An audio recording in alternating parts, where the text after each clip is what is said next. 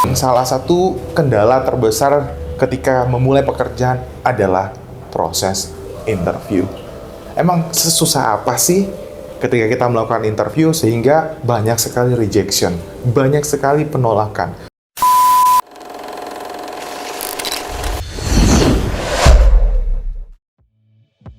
Halo kawan Ricci semuanya, mungkin kalian yang saat ini sudah selesai untuk terkait dengan gelar sarjananya menjadi fresh graduate, pasti sedang dalam masa untuk mencari pekerjaan dan melakukan proses interview. Nah, banyak sekali teman-teman kita di luar sana, saya pernah melakukan polling, salah satu kendala terbesar ketika memulai pekerjaan adalah proses interview. Emang sesusah apa sih ketika kita melakukan interview sehingga banyak sekali rejection, banyak sekali penolakan? Padahal secara nilai akademisnya bagus, psikotesnya bagus, dan penilaian lainnya pun dalam asesmennya juga sangat luar biasa baiknya. Nah, di dalam proses interview ini sebenarnya adalah di mana usernya sedang mencari kecocokan nih dengan para pencari kerja dan kebutuhan perusahaan. Sehingga ketika kita melakukan proses interview, itu jangan terlalu membesar-besarkan. Jangan terlalu mengada-ada. Ada beberapa poin yang harus teman-teman catat. Satu diantaranya, kalian harus pahami dulu perusahaannya. Jadi sebelum datang interview, cek. Kita tuh mau interview di perusahaan apa sih? Perusahaan ini tuh bergerak di bidang apa? Perusahaan ini tuh sudah berapa lama jalannya? Perusahaan ini tuh sedang ada goals-nya seperti apa? Ada kendalanya apa ya? Dan apalagi kalau misalnya relate dengan unit yang akan kalian tuju.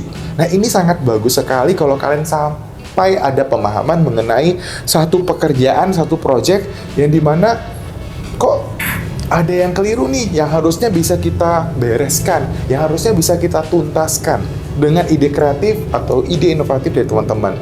Di-share aja ke yang lainnya. Nah, tetapi yang harus diingat bukan cuma sekedar pemahamannya, cara menyampaikannya, cara komunikasinya. Yang paling penting apa? Percaya diri. Kepercayaan diri ini yang harus dimunculkan ketika kita melakukan proses interview. Banyak teman-teman mungkin gugup, matanya salah melirik, atau dari gestur mimiknya ada ketidakyakinan dan lain sebagainya. Nah, ini yang harusnya dipelajari dengan sebaik-baiknya. Ya, jadi bagaimana cara kita menyampaikan informasi, berkomunikasi, gestur tubuh, intonasi nada, cara kita meyakinkan, cara kita mendramatisir sedikit cerita dan sebagainya, itu harus dikemas dengan cara yang sangat brilian. Sehingga ada kepercayaan untuk penyampaian informasinya itu diterima baik oleh interviewer. Nah, lalu teman-teman, kalian juga harus mampu nih, ini poin ketiga. Tadi yang pertama apa? Pertama kita ngomong kalian harus paham nih tentang perusahaannya. Yang kedua adalah cara menyampaikannya dengan baik, communication skill-nya. Yang ketiga, ini yang poin yang paling penting juga. Kalau kita menyampaikan dalam proses administrasi kan kita submit tuh CV kita, kurikulum vitae kita, kondisi kita, pengalaman kita, dan sebagainya ada di sana. Menceritakan, mendeskripsikan tentang kita. Nah, pada saat nanti proses interview ada kalanya itu seperti diminta pembuktian atau diceritakan kembali dan sebagainya. Jangan sampai ada perbedaan. Jadi kesesuaian dengan CV itu penting teman-teman, sangat penting sekali ya.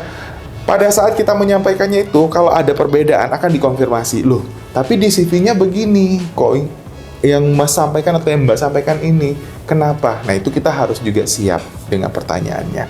Jadi, kesesuaian itu penting adalah bentuk konfirmasi.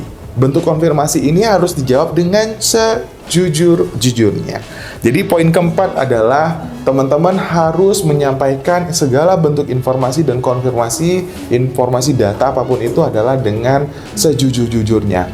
Jadi harus bisa meyakinkan pembicara ya dapat menerima pesan kita dengan baik. Nah, itu yang harus teman-teman perhatikan dalam proses interview. Jadi ketika kita tidak jujur, kita tidak bisa meyakinkan ya, tidak bisa meyakinkan interviewer kita. Kita tidak bisa meyakinkan apa yang kita sampaikan itu sebenarnya dibutuhkan tidak oleh perusahaan. Dan kalau bisa jangan terlalu dibuat-buat dalam bentuk komunikasi juga jangan terlalu dibuat-buat. Kita suka belajar nih, suka kita cari tahu di YouTube atau dengan teman, kita belajar bagaimana menghadapi interview. Jangan dibuat-buat bahasanya, gesturnya, intonasinya, dan sebagainya, tapi natural semuanya. Sehingga pembicara atau lawan bicara kita, interview tadi, itu tuh yakin sama kita.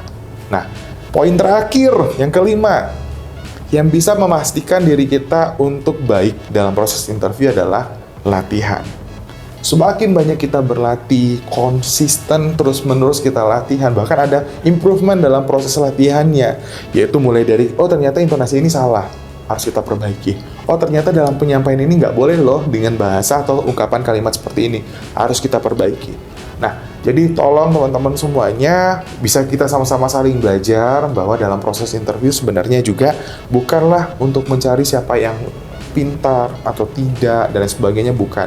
Tetapi ini adalah kecocokan, kesesuaian. Apalagi kalau teman-teman sudah masuk ke dalam tahap interview dengan user. Yang user cari adalah apakah teman-teman bisa menjadi bagian dari keluarga besar perusahaan tersebut. Jadi, berikan sesuatu yang meyakinkan bagi mereka, para user, bahwa dengan kehadiran kalian itu akan berkontribusi positif dan memiliki kinerja. Tapi ingat, bukan ungkapan-ungkapan omong kosong berlandaskan daripada cerita masa lalu kita untuk meyakinkan bahwa ini akan terjadi kalau saya join di perusahaan Bapak. Mungkin itu bisa kita share hari ini terkait dengan tips ketika kita menghadapi proses interview kerja. Jadi jangan bingung, jangan ngejudge diri kalau misalnya kita gagal.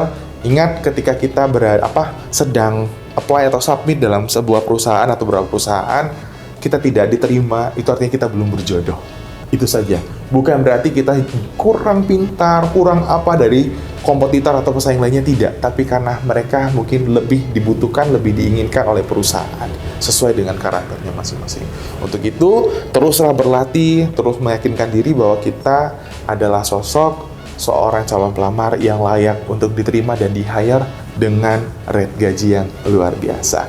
Saya Ricky Wijaya pamit, jangan lupa klik like, share, komen kalau teman-teman punya pengalaman terkait dengan bagaimana menghadapi proses interview atau wawancara dengan user ataupun dengan perusahaan ya. Saya pamit undur diri, see you, bye-bye.